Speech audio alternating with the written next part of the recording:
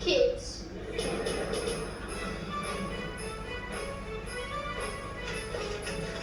Hey, Grandpa, need any help? As a matter of fact, I do.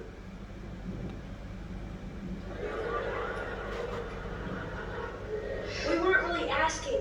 We were just trying to be polite. Get your narrow behinds over here and help me get these groceries. That's it. I want to teach you two a lesson.